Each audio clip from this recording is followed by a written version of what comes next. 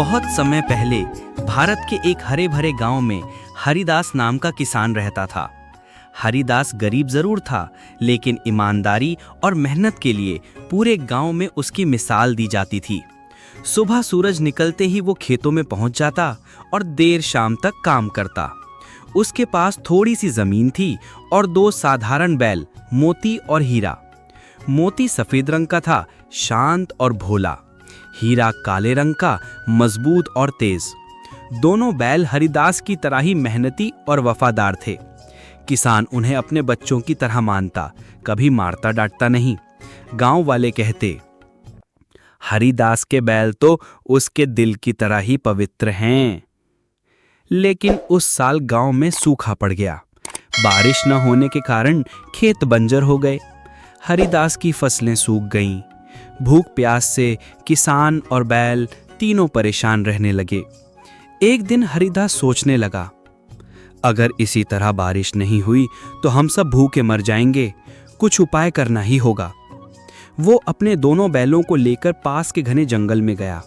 वहां उसे उम्मीद थी कि कुछ जंगली फल, जड़ी बूटियां या घास मिल जाएगी। जंगल बहुत रहस्यमय था। ऊंचे ऊंचे पेड़, अजीब पक्षियों की आवाजें और चारों ओर घना सन्नाटा। हरिदास ने बैलों को पेड़ से बांधा और खुद चारों ओर खोजबीन करने लगा। तभी उसकी नजर एक गुफा पर पड़ी। गुफा के दरवाजे पर पत्थरों से बनी अजीब आकृतियां बनी थी, जैसे कोई प्राचीन रहस्य छुपा हो। हरिदास हिम्मत जुटाकर अंदर चला गया। गुफा के भीतर उसे एक बूढ़ा साधु ध्यान लगाए बैठा मिला। साधु की दाढ़ी जमीन तक लटक रही थी और आंखों से तेज निकल रहा था। साधु ने आंखें खोलकर कहा, हरिदास, मैं तुम्हारा इंतजार कर रहा था। किसान चौंक गया। मेरा इंतजार? पर आप मुझे जानते कैसे हैं? साधु मुस्कुराए, मैं सब जानता हूं। तुम ईमानदार और दयालु हो। तुम्हारे बैल भी पवित्र आत्माएं हैं। प्रकृति ने तुम्हें यहां लाया है ताकि तुम्हारी परीक्षा हो सके। हरिदास ने हाथ जोड़कर कहा, गुरुदेव, मेरा परिवार और मेरे बैल भूख से तड़प रहे हैं। अगर कोई रास्ता बता सके तो कृपा होगी। साधु ने आंखें बंद की और कुछ मंत्र पढ़े। अचानक गुफा में चमकदार रोशनी फैल गई। साधु ने कहा, तुम्हारे बैल अब साधारण नहीं रहेंगे। इन्हें दिव्य शक्ति प्रदान की जाती है। जब भी तुम इनसे धरती माँ की जय कहोगे, ये तुम्हें अनाज, पानी और धन देंगे। लेकिन याद रखना, लोभ मत करना, वरना ये शक्ति तुम्हें विनाश की ओर ले जाएगी। हरिदास ने आभार जताया और बैलों को लेकर घर लौट आया। घर पहुंचते ही हरिदास ने बैलों से कहा, धरती माँ की जय। तुरंत बैलों के मुंह से सोने की 2 बोरियां और अनाज से भरी कई टोकरी बाहर गिर गईं। हरिदास की आंखें आश्चर्य से फैल गईं। उसकी पत्नी और बच्चे भी दौड़े आए। सब खुशी से झूम उठे। अब उनका घर भर गया। हरिदास ने उसी जादू से पूरे गांव के लिए अनाज निकाला।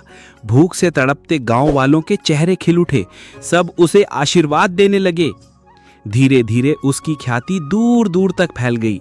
लोग कहते, हरिदास के बैल तो देवता हैं, जो भी उनके पास जाता है खाली हाथ नहीं लौटता। लेकिन दुनिया में सबको खुशी कहां बर्दाश्त होती है। गांव का जमींदार रघुनाथ लालच और जलन से जल उठा।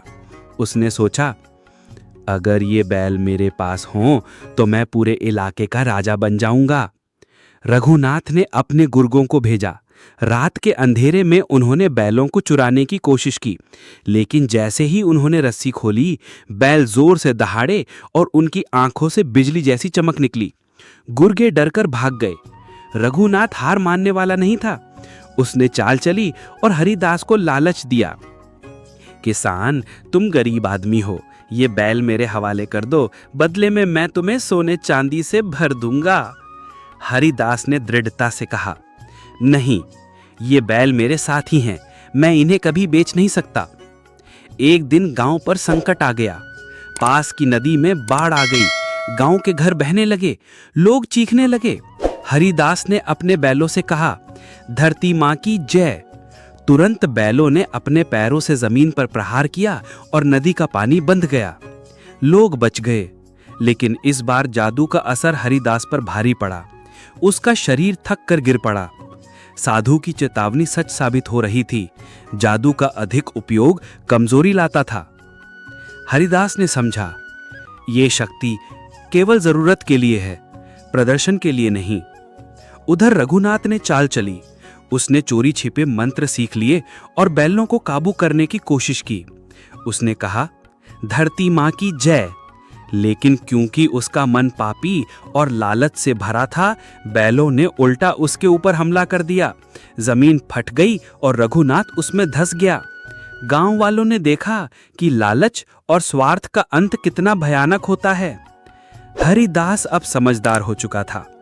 उसने जादुई बैलों का उपयोग केवल जरूरतमंदों की मदद के लिए किया। जब कोई भूखा आता, वह उसका पेट भरता। जब गांव में सूखा या बाढ़ आती, बैलों की शक्ति से सबका जीवन बचता। धीरे धीरे गांव समृद्ध हो गया। लोग मेहनत करना नहीं भूले, लेकिन कठिनाई आने पर हरिदास और उसके बैल देवता जैसे सहारा बन जाते। हरिदास बूढ़ा हुआ तो उसने अपने बच्चों को समझाया, याद रखना, शक्ति का मूल्य तभी है जब उसका उपयोग सबके भले के लिए हो। लालच से शक्ति भी अभिशाप बन जाती है। उसके बच्चे भी पिता की सीख मानकर गांव की सेवा करते रहे। सबसे बड़ी सीख, मेहनत और ईमानदारी सबसे बड़ा धन है। जादू या शक्ति तभी लाभकारी है जब उसे लोभ से मुक्त होकर सबकी भलाई के लिए इस्तेमाल किया जाए। लालच और स्वार्थ अंत में विनाश का कारण बनते हैं। दोस्तों, वीडियो पसंद आए तो लाइक, कमेंट और सब्सक्राइब जरूर करें। आपके सहयोग से हमें हौसला मिलता है।